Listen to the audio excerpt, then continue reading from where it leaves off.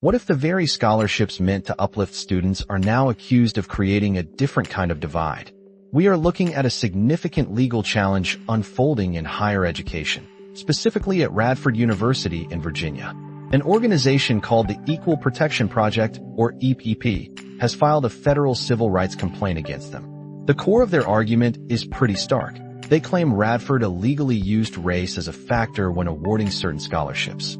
This is not just a minor administrative detail. We are talking about alleged violations of Title VI of the Civil Rights Act, a foundational piece of legislation designed to prevent discrimination. Now, the EPP is not new to this fight. They are a legal advocacy group actively challenging race-based policies across the country. In fact, they have filed complaints against over 120 universities, scrutinizing more than 550 scholarships and programs that they believe explicitly restrict participation based on race, national origin, color, or sex. William Jacobson, the founder and president of EPP, put it quite simply, saying, "You cannot have a public institution that also receives federal funding, then have scholarships that discriminate on the basis of race." It is really that simple. It is like a restaurant accepting all customers, but then only offering certain menu items to people of a specific background. It just does not align with the principle of equal access.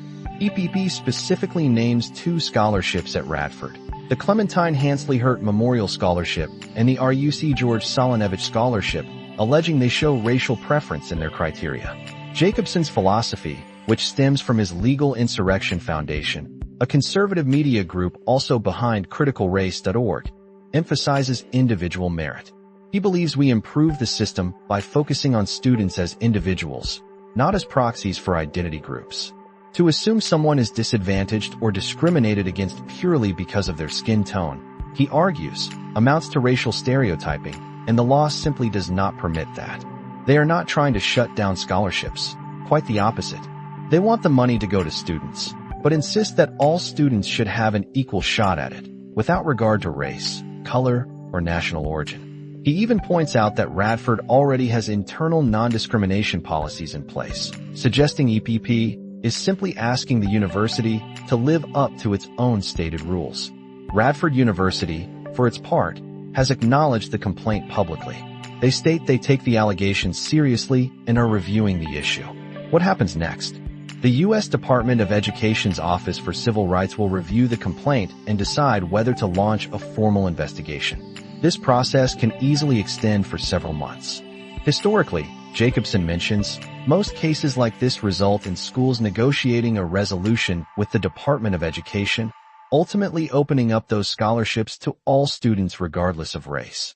This situation really highlights the intricate dance between fostering diversity and upholding principles of individual equal opportunity. We are navigating a complex legal and ethical landscape where good intentions can sometimes collide with strict legal interpretations. As we watch this case unfold, it makes you wonder, how do we truly ensure fairness for every student while still supporting those who historically faced barriers? It is a question worth grappling with. If you find these deep dives into important issues insightful, consider subscribing and sharing your thoughts. We love hearing what you think.